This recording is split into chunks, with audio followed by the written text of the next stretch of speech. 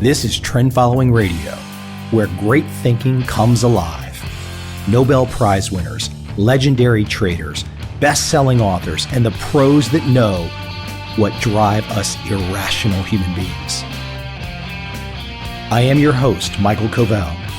Not filtered, raw, honest. That's my passion.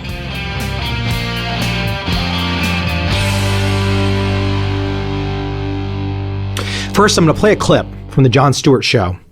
I like Jon Stewart. I like the fact that he rips CNBC in this clip.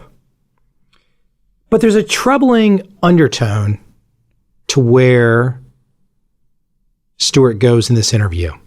Let me let this play, and I'll jump back in with some commentary here and there, or just after. She's a freelance journalist. Her new book is called Pound Foolish, Exposing the Dark Side of the Personal Finance Industry. Please welcome to the program, Helene Olin. Thank you for joining us. The book is called, the music was particularly loud.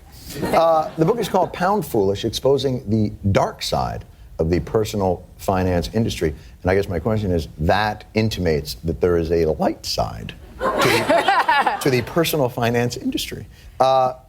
What are your thoughts on after looking at this sort of these personal finance gurus and CNBC? What's your conclusion? My conclusion is that we were sold all of this as a way around income stagnation and income inequality.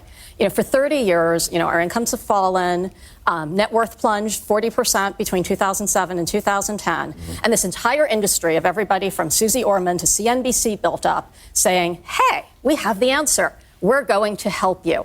Often forgetting, by the way, to mention that they were selling the products that were going to help you, supposedly. Well, they are, in many ways, they have a symbiotic relationship with the corporations that they cover. Right. Well, Susie Orman is actually selling products. She has her own pre-approved debit card, her own line of books and tapes and all the rest. But now, a personal thing like that, CNBC is the one that really strikes me as, here's this station, ostensibly, that are financial journalists. Right. And you write very interestingly about how if they mention a stock, it goes up. Right. Whether they mention it in a positive or negative way. It's sort of like children. If you give them negative attention, it still works. It does? So a stock... So long praise, children. Right, exactly.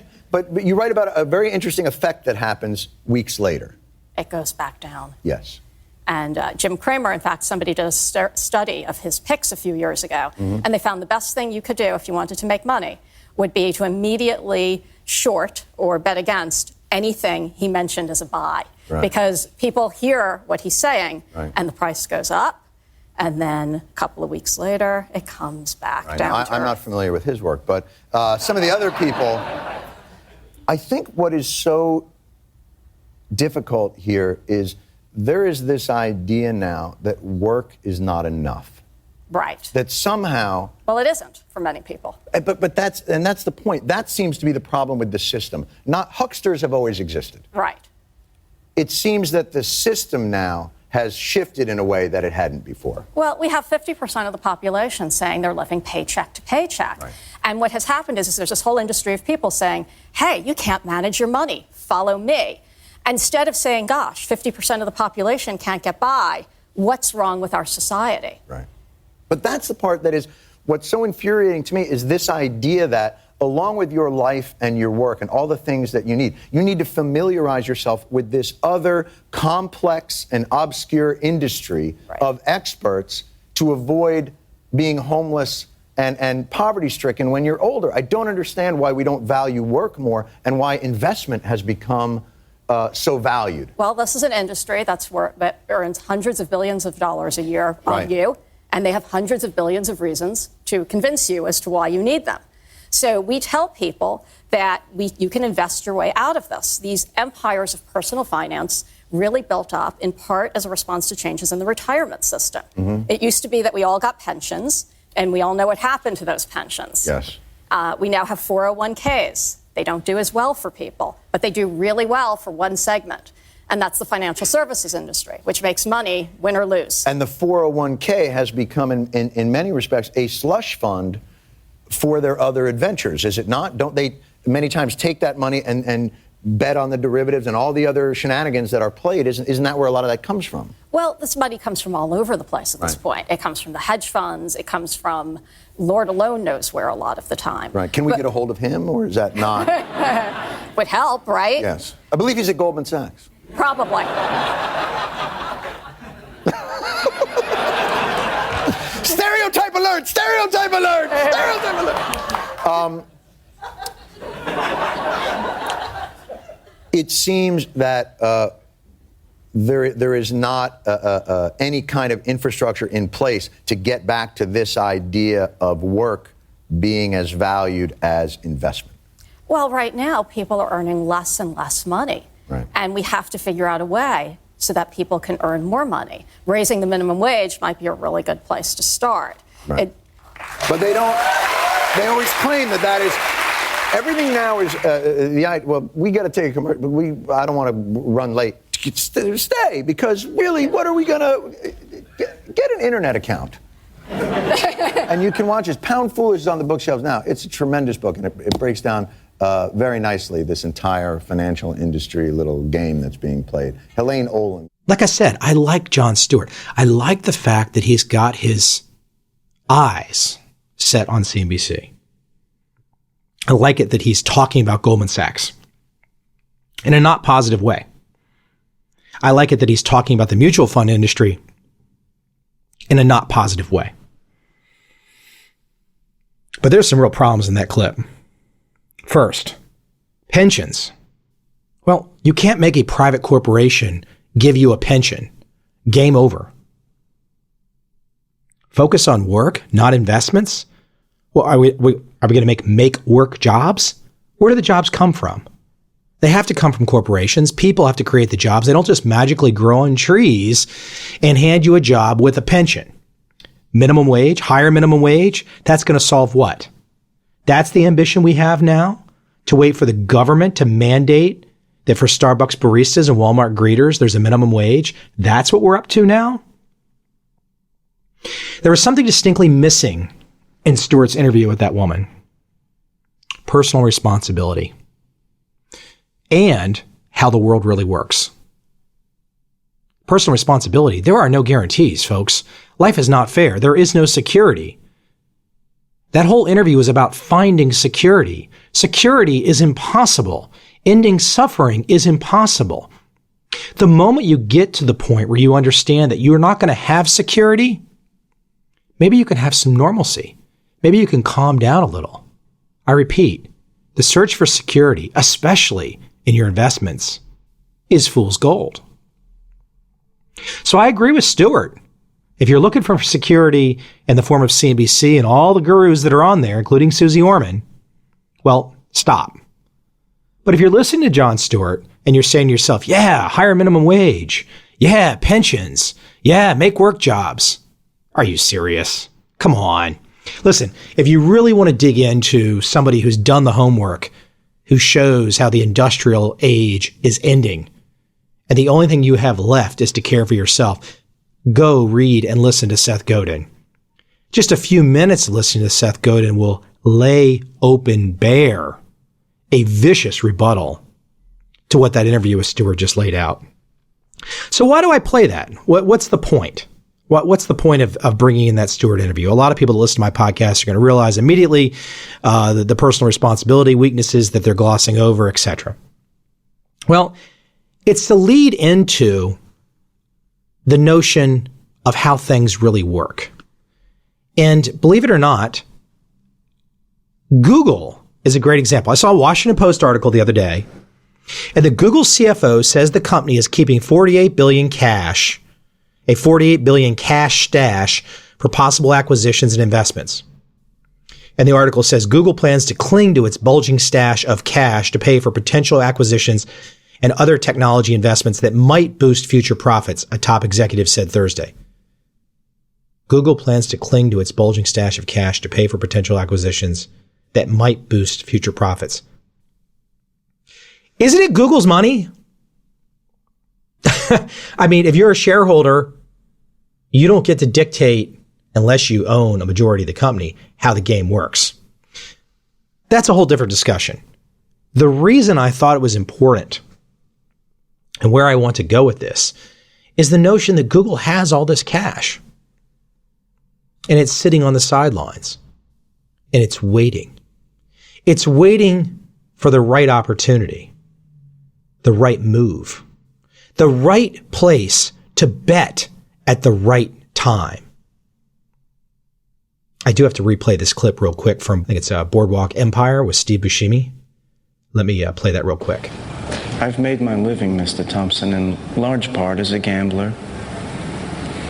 Some days I make 20 bets.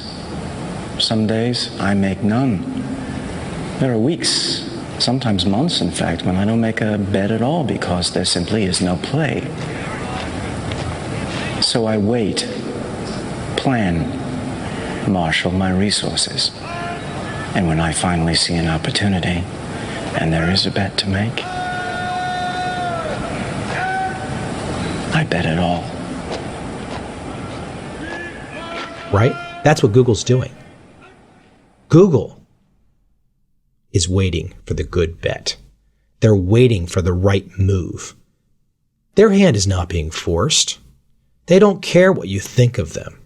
What they're trying to do is to find the layup, the home run, the smash out of the park. And they're looking for an asymmetric bet. They're looking for something that doesn't require them to blow all their cash on something that might work. They're not worried about benchmarks. They're not worried about what some mutual fund is doing. They're cocky, but they're good. It's good to be cocky. It's good to be good. They're both. But can you wait? Can you wait? Once again, look back to the Jon Stewart clip. All about watching CNBC. Like this daily grind of stuff is going to make a difference. It doesn't make any difference. Google, on the other hand, has all their cash sitting on the sidelines, just waiting. Waiting for something to do with the money. Not letting that money burn a hole in their pocket. Not worried that it's just sitting there. Because they know. Here's the trend following connection. They know the right move will come. And they know they have to have capital to play the game when the right move comes. You can't be broke when the trend arrives. You can't be broke when it's time to bet. You have to have cash. So I think it's brilliant, a brilliant insight into the mind of a trend following trader when you think about Google keeping all of their cash on the sidelines. Look, Apple's doing the same thing. Microsoft did the same thing for years, except I don't know what Microsoft does. I mean, they had all this cash for years and years and years. And they never did anything with it. So in a sense, I'm not really prescribing Microsoft's use of cash. And maybe Google and Apple will fall on their face. I have no idea. But the process they're using is a good process. Wait for the home run. Don't try and spend it all. Don't try and just give it back to shareholders who want dividends. Wait. Wait for the right move. Just like in that clip from Boardwalk Empire. Wait for the right move. And that's trend following 101. You got to wait for the big move. You got to wait for the trend. You got to wait. So what screws us up? What causes us not to wait? I want to play it's about a 12-minute clip from a gentleman named Keith Chen. And he's talking about language and specifically whether or not language can affect your ability to save money. I think it's a heck of an interesting clip. Let me go ahead and cue that up, and I'll play that here in 1 second. So the global economic financial crisis has reignited public interest in something that's actually one of the oldest questions in economics, dating back to at least before Adam Smith. And that is, why is it that countries with seemingly similar economies and institutions can display radically different savings behavior? Now, many brilliant economists have spent their entire lives working on this question, and as a field, we've made a tremendous amount of headway, and we understand a lot about this. What I'm here to talk with you about today is an intriguing new hypothesis and some surprisingly powerful new findings that I've been working on about the link between the structure of the language you speak and how you find yourself with a propensity to save. Let me tell you a little bit about savings rates, a little bit about language, and then I'll draw that connection. Let's start by thinking about the member countries of the OECD, or the Organization of Economic Cooperation and Development. OECD countries, by and large, you should think about these as the richest, most industrialized countries in the world. And by joining the OECD, they were affirming a common commitment to democracy, open markets, and free trade. Despite all of these similarities, we see huge differences in savings behavior. So all the way over on the left of this graph, what you see is many OECD countries saving over a quarter of their GDP every year, and some OECD countries saving over a third of their GDPs per year. Holding down the right flank of the OECD, all the way on the other side is Greece. And what you can see is that over the last 25 years, Greece has barely managed to save more than 10% of their GDP. It should be noted, of course, that the United States and the UK are the next in line. Now that we see these huge differences in savings rates, how is it possible that language might have something to do with these differences? Let me tell you a little bit about how languages fundamentally differ. Linguists and cognitive scientists have been exploring this question for many years now. And then I'll draw the connection between these two behaviors. Many of you have probably already noticed that I'm Chinese. I grew up in the Midwest of the United States, and something I realized quite early on was that the Chinese language forced me to speak about, and in fact, more fundamentally than that, every so slightly forced me to think about family in very different ways. Now, how might that be? Let me give you an example. Suppose I were talking with you and I was introducing you to my uncle. Okay? You understood exactly what I just said in English. If we were speaking Mandarin Chinese with each other, though, I wouldn't have that luxury. All right? I wouldn't have been able to convey so little information. What my language would have forced me to do, instead of just telling you this is my uncle, is to tell you a tremendous amount of additional information. My language would force me to tell you whether or not this was an uncle on my mother's side or my father's side, whether this was an uncle by marriage or by birth, and if this man was my father's brother, whether he was older than or younger than my father. All of this information is obligatory. Chinese doesn't let me ignore it, and in fact, if I want to speak correctly, Chinese forces me to constantly think about it. Now, that fascinated me endlessly as a child, but what fascinates me even more today as an economist is that some of these same differences carry through to how languages speak about time. So for example, if I'm speaking in English, I have to speak grammatically differently if I'm talking about past rain, it rained yesterday, current rain, it is raining now, or future rain, it will rain tomorrow. Notice that English requires a lot more information with respect to the timing of events. Why? Because I have to consider that, and I have to modify what I'm saying to say it will rain, or it's going to rain. It's simply not permissible in English to say it rained tomorrow. In contrast to that, that's almost exactly what you would say in Chinese. A Chinese speaker can basically say something that sounds very strange to an English speaker's ears. They can say, yesterday it rained, now it rained, tomorrow it rained. In some deep sense, Chinese doesn't divide up the time spectrum in the same way that English forces us to constantly do in order to speak correctly. Is this difference in languages only between very, very distantly related languages like English and Chinese? Actually, no. So many of you know in this room that English is a Germanic language. What you may not have realized is that English is actually an outlier. It is the only Germanic language that requires this. For example, most other Germanic language speakers feel completely comfortable talking about rain tomorrow by saying morgen regnet es. Quite literally to an English ear, it rained tomorrow. This led me to, as a behavioral economist, to an intriguing hypothesis. Could how you speak about time, could how your language forces you to think about time, affect your propensity to behave across time? You speak English, a futured language, and what that means is that every time you discuss the future or any kind of a future event, grammatically you're forced to cleave that from the present and treat it as if it's something viscerally different. Now, suppose that visceral difference makes you subtly disassociate the future from the present every time you speak. If that's true, and it makes the future feel like something more distant and more different from the present, that's going to make it harder to save. If, on the other hand, you speak a futureless language, the present and the future, you speak about them identically. If that subtly nudges you to feel about them identically, that's going to make it easier to save. Let me just pause there for 1 second. I mean, all of you out there that have had a chance to wrap your arms around trend following, and maybe you've not yet had the opportunity to wrap your arms around trend following. What he is saying right there is perfectly clear. The moment of right now is all you have. The great thing about being a trend following trader is you are reacting to right now. You're not worried about tomorrow. You can only deal in the here and now. And this is an awesome presentation he's giving because it starts to make you wonder as you watch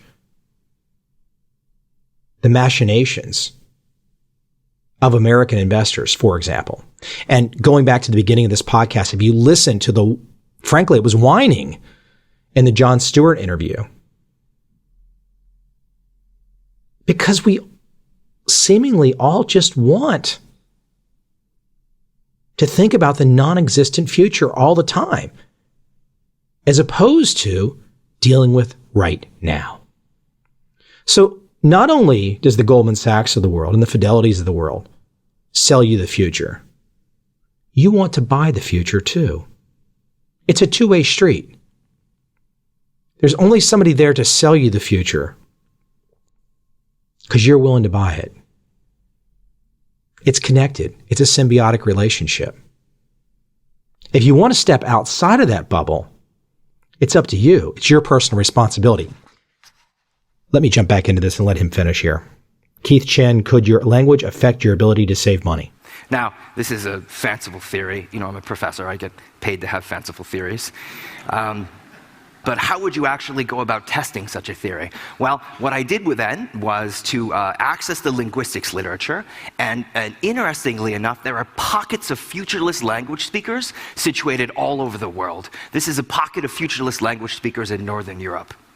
Interestingly enough, when you start to crank the data, these pockets of futureless language speakers all around the world turn out to be, by and large, some of the world's best savers. Just to give you a hint of that, let's look back at that OECD graph that we were talking about. What you see, these bars are systematically taller and systematically shifted to the left compared to these bars, which are the members of the OECD that speak futured languages. What is the average difference here? 5 percentage points of your GDP saved per year. Over 25 years, that has huge long-run effects on the wealth of your nation. Now, while these findings are suggestive, countries can be different in so many different ways that it's very, very difficult sometimes to account for all of these possible differences. What I'm going to show you, though, is something that I've been engaging in for a year, which is trying to gather all of the largest data sets that we have access to as economists, and I'm going to try and strip away all of those possible differences, hoping to get this relationship to break. All right? And just in summary, no matter how far I push this, I can't get it to break. Let me show you how far you can do that. One way to imagine that is I gather large data sets from around the world. So for example, there's the Survey of Health and Retirement in Europe. From this data set, you actually learn that retired European families are extremely patient with survey takers. So imagine that you're a retired household in Belgium, someone comes to your front door. Excuse me, would you mind if I peruse your stock portfolio? Do you happen to know how much your house is worth? Do you mind telling me? Would you happen to have a hallway that's more than 10 meters long? If you do, would you mind I timed how long it took you to walk down that hallway? Would you mind squeezing as hard as you can in your dominant hand this device so I can measure your grip strength? How about blowing into this tube so I can measure your lung capacity? Right? The survey takes over a day. Combine that, okay, with the demographic and health survey collected by USAID in developing countries in Africa, for example, which that survey actually can go so far as to directly measure the HIV status of families living in, for example, rural Nigeria. Combine that with the World Value Survey, which measures the political opinions, and fortunately for me, the savings behaviors of millions of families in hundreds of countries around the world. Take all of that data, combine it, and this map is what you get. What you find is 9 countries around the world that have significant native populations which speak both futureless and futured languages. And what I'm going to do is form statistical matched pairs between families that are nearly identical on every dimension that I can measure. Okay? And then I'm going to explore whether or not the link between language and savings holds even after controlling for all of these levels. What are the characteristics we can control for? Well, I'm going to match families on country of birth and residence, the demographics, what sex, their age, their income level within their own country, their educational achievement, a lot about their family structure. It turns out there are 6 different ways to be married in Europe. And most granularly, I break them down by religion, where there are 72 categories of religions in the world, so an extreme level of granularity. There are 1.4 billion different ways that a family can find itself. Okay, now, effectively, everything I'm going to tell you from now on is only comparing these basically nearly identical families. It's getting as close as possible to the thought experiment of finding 2 families, both of whom live in Brussels, right, who are identical on every single one of these dimensions, but one of whom speaks Flemish and one of whom speaks French. Or 2 families that live in a rural district in Nigeria, one of whom speaks Hausa and one of whom speaks Igbo. Now, even after all of this granular level of control, do futureless language speakers seem to save more? Yes. Futureless language speakers, even after this level of control, are 30% more likely to report having saved in any given year. Does this have cumulative effects? Yes. By the time they retire, futureless language speakers holding constant their income are going to retire with 25% more in savings. Can we push this data even further? Yes, because I just told you we actually collect a lot of health data as economists. Now, how can we think about health behaviors to think about savings? Well, think about smoking, for example. Smoking is in some deep sense negative savings, right? If savings is current pain in exchange for future pleasure, smoking is just the opposite. It's current pleasure in exchange for future pain. What we should expect then is the opposite effect, and that's exactly what we find. Futureless language speakers are 20 to 24% less likely to be smoking at a given point in time compared to identical families, and they're going to be 13 to 70% less likely to be obese by the time they retire, and they're going to report being 21% more likely to have used a condom in their last sexual encounter. I could go on and on with the list of differences that you can find. It's almost impossible not to find a savings behavior for which this strong effect isn't present. My linguistics and economics colleagues at Yale and I are just starting to do this work and really explore and understand the ways that these subtle nudges cause us to think more or less about the future every single time we speak. Ultimately, the goal, once we understand how these subtle effects can change our decision making, we want to be able to kind of provide people tools so that they can consciously make themselves better savers and more conscious investors in their own future. I think he's right about better tools for sure. I mean, the only tool, for example, that exists in America is buy a mutual fund and hope. Hope that it goes up and hope the Fed takes care of you. Those are the tools that the vast majority of people use. Not very wise, not very wise. I do have a beef with his broad use of statistics because ultimately it's not about you and your neighbor. It's about you. It's not about you and the bell curve of a population. It's about you. You have the ability to break away and do something different. You don't have to be a part of the normal distribution. You can be yourself. You can do something better. You don't have to worry about the fact that the vast majority of people perhaps are stuck in linguistic hell with their investments. If you know, for example, that your language is a future-looking language, adopting a trend-following mindset is great. It puts you in the moment of right now, a place that you could actually make decisions. One thing that I would love to see Keith Chen, and that was the man who made the presentation, to look into would be the concept of risk. He was talking about savings. And I think it's really interesting as well that if you were to compare Tokyo and Hong Kong, Tokyo, massive savings. But the energy and risk-taking in Hong Kong is off the charts. I don't necessarily know what that means in terms of the ultimate winner, but the wealth and the energy and the excitement, the risk-taking in Hong Kong is clearly greater than Tokyo right now. I love Tokyo. It might be my favorite city in the world. But I think Keith Chen, who is the professor that was once again doing that presentation, it's a TED Talk, I'd like to see him also look at the concept of risk and betting. Because savings alone doesn't cut the mustard. If you save and interest rates are artificially set to zero by the central bank of your country, well, that's not very good. You've got to do something more than just save. You've got to have a way to make money with that savings. Because I guess he was implying in this whole presentation that if you save, savings alone will do something good for you. Not if interest rates are at zero. Not if you have zero interest rate policy. Not if you have ZIRP. So all in all, I want you to think about the various clips that I played today. Very important. Thinking about the Jon Stewart clip. Thinking about the Boardwalk Empire clip about betting. Thinking about Google and their notion of keeping money on the sidelines until the right asymmetric bet comes along. And thinking about Keith Chen's presentation about future-less language and how that could possibly affect you. And if you are stuck constantly in the future, which is CNBC 101, if you are stuck constantly in the future, perhaps you can find a tool that can get you back to the present when it comes to your investments. That's what I try to do with trend following. Get you in the present. Give you a tool that allows you to work with the here and now.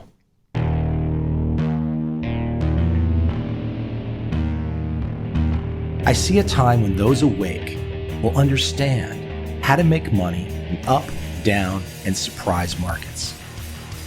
Whether new trader or experienced, college student or financial advisor, protecting against a crash or just trying to make a lot of money, trend following offers everyone an answer in uncertain times.